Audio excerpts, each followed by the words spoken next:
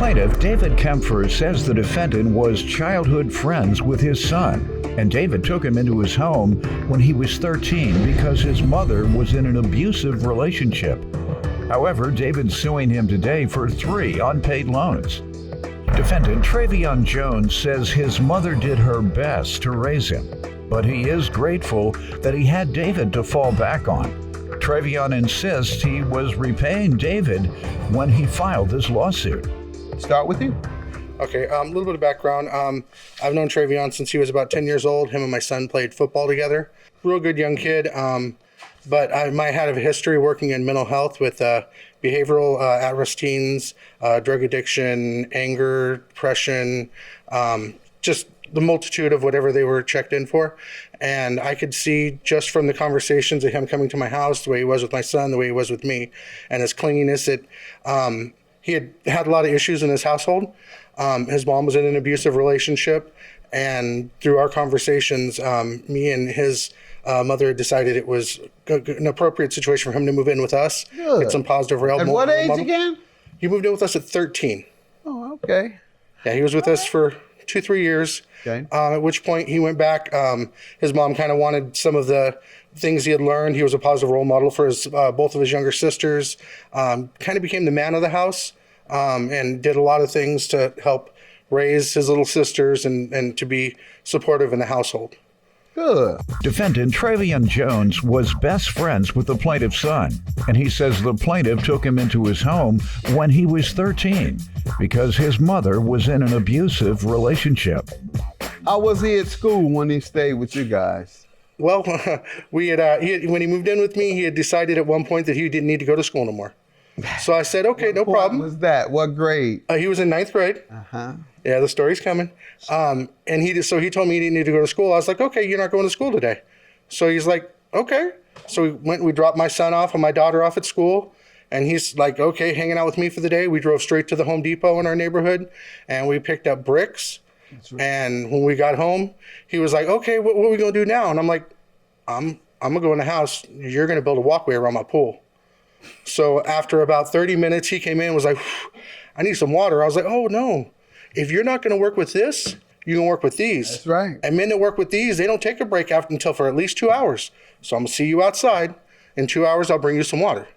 2 hours, came out, brought him some water. He's dying. Sound good, sir. Yes. After about... White man working a black kid. Man can have a glass of water while he's laying bricks for hours at a time. I understand the tough love, though. I'm having fun with I understand. the concept. But you got to admit, that is a pretty... But I wanted him to realize that if you're not going to work with this, you're going to work with these I understand. as an adult. I'm having fun with So at the end of that day, he comes to me and he goes, can I go to school tomorrow, Coach? That's right. That's tough love. Y'all listen. Right back to school. Y'all listening? Put them to work. Don't let them lay around that house playing videos or down in the basement watching sports, ESPN, and playing videos. No, sir. If you're not going to school, you're going to work. When you drop out of school, you're an adult. You're taking care of yourself. So, folks, listen. Just put them kids to work if they're not going to be at school, and make them take care of themselves. How you going to take care of a boy to lay on the couch and play videos? Particularly if you're a grandmother and you're retired, you're on a fixed income, you working, you probably got a part-time job, and he come home and he or she is laying on the couch and won't go to school. So do what he did. They can work without water. All right, that's right. And give me some background on your relationship with Mr. Kempfer. Yes, sir. Yeah, go ahead. Well, as just for the record, his name is David, but I've always called him Coach for almost 15 years now. So if I say Coach, please excuse me. Good. But as Coach stated, I was best friends with his son. I played a lot of football. My mom, she did her best. But me being the only man in the household outside of her husband, that wasn't the best example for me. So I'm grateful that I did have Coach to kind of fall back on. And even though I was thirsty, I learned to work.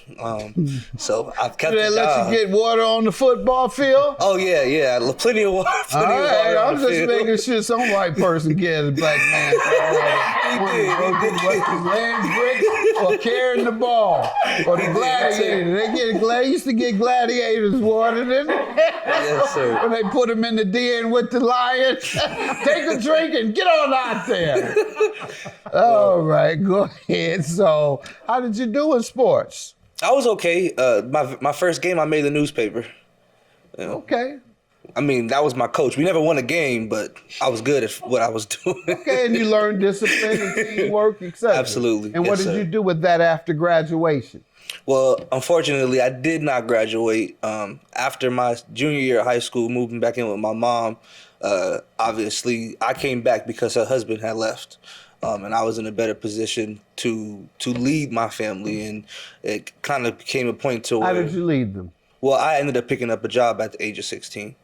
And I mean... Full time? Yes, sir. Correct. Yes, sir. Where? My first job was at ironically for the division of, like the Section 8 division. It was an internship originally, and then from there I worked at a casino in Las Vegas. Those are good jobs. Yes, sir. Yes, sir. Casino jobs.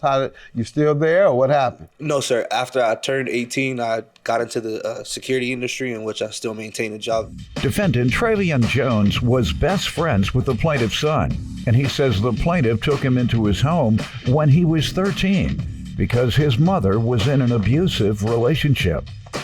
All right.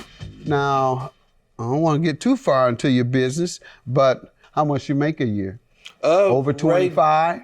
Right about 25 right now. All right. So Yes, you sir. need some additional skills because you're right at the poverty level. Yes, sir. That is correct. Yes, sir. Yeah. So what are you going to do about additional skills? Well, my goal is I've started a journey of entrepreneurship.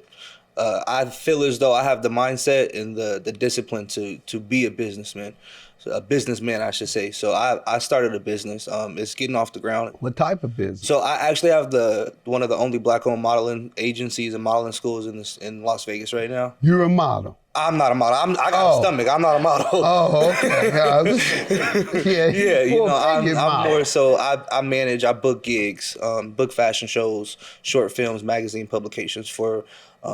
I don't want to use the word underprivileged, but for models are men and women who typically wouldn't have the opportunity to show their talents in that industry. Good. And you get a commission off the work? That's Absolutely, how yes. So agencies operate. Absolutely. So we do get a percentage of all of the booking fees. I mean, all of the booking rates that they make. And then if you're not in the agency and you're just with the academy, then you pay a monthly tuition to the school. Good. That sounds like a good business to be in. So Yes, sir. I appreciate congratulations. it. All right. You have a plan. Yes, sir. That's what young people should have also, a plan. And just as long as you have a plan, even if that plan doesn't work out at some point, give yourself a couple of years. If it's not growing, Yes, sir. You know, it doesn't have to be where you want it to be ultimately, but a business needs to show increase in income over the course of 2 or 3 years. If you're not increasing your income in that business after the second year, you might want to look at something else, because businesses should increase their sales. Otherwise, nobody else likes it but the people who first started. Absolutely. And that's not enough. So good, congratulations. But why won't you get your GED at least? I have intentions on it. Right now, I have a 1-year-old at home. I actually have another child on the way as well. I've had some hardships. Why would you do that with low income? It wasn't planned, but I don't believe in not taking care. Well, obviously we're here, but I don't believe in not taking care of any children that I agree. So you bear. should So I have believe no they don't bring any children in the world unless Yes, you sir. can have adequate income. Because if you live in poverty, those kids are going to go to bad schools, which won't get them into a college that is reputable. And if you don't go to a reputable community college or university or skilled trades program, then you're stuck in poverty. Then the next generation, the same thing if you don't change that cycle of preparation. We're talking about preparation. People think school, college, preparation, okay? Prepare yourself with some paperwork based on the competition. They're going to take a person with the paperwork over the person who doesn't, even if it isn't in that specific career, because they say, okay, this person has shown the discipline to start something and finish it. He has shown the discipline to complete an educational or preparation or intern. So that in and of itself. Paperwork says, I know how to start, I know how to complete, I'm disciplined enough to do it. And so when you give me something, you can assure I'm gonna do it just like I completed my classes. That's what paperwork says when you apply for a job. All right, so I'm sorry I take so much time on these things, but it's so important. It's so important that these folks know this. They need some insight on how to succeed. Defendant Trevion Jones was best friends with the plaintiff's son, and he says the plaintiff took him into his home when he was 13 because his mother was in an abusive relationship. $5,000. How does he owe you the $5,000, baby? Okay. In 2018, him and I are huge wrestling fans, and we had an opportunity to go to a huge wrestling show, and ended up buying VIP tickets, everything like that. He was actually working a good job. He was making good money, and was ready to do some of these things. We ended up loaning him $2,100. I bought my tickets. He bought his, or I bought his, and then ended up from there. He ended up borrowing more money.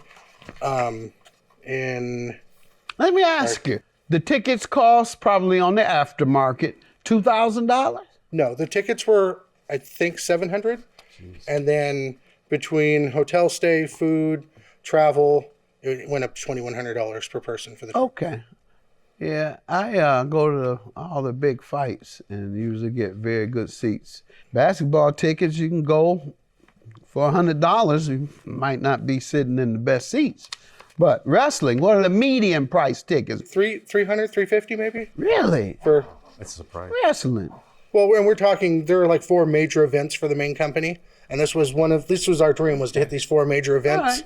So, okay. I didn't mean to interrupt with that, but I wanted to know. And so then after that, he had gotten in a position to where he had some ticket situations come up. So I ended up lending him some money to pay his rent and to pay some back bills and things like that so that he could, keep functioning. In December of 2018, he moved in with me because he had been able to pay up his back rent, but he wasn't able to continue paying his rent, plus his tickets and some other situations he was having. So he moved in with me, and he was paying $500 a month rent. And we had run a tab, and so that had backed up, and that had gone on for 3 months. And then finally he got another job in security, and I had gotten him bus passes, gotten him all the new security new information he needed for like belts and stuff like that they needed for the new company. And because it was a newer company that was wanting him to do more supervisory type things, so he needed more equipment. And we had basically come to an agreement after the first loan with a promissory note. That would be page 1 of evidence, where he had agreed to pay me. So it's $2,000. Well, I see a couple of them here. Has he paid you anything? I guess that's the best. Yes, the grand total was $5,950. He's paid me almost $500. Okay. So I mean, he was really trying, and I mean, like I say, we're still functional. We still, I care about him. I care about his family. That's a lot of money to go without. Yes. If someone owes you, I don't loan that kind of money. Yes.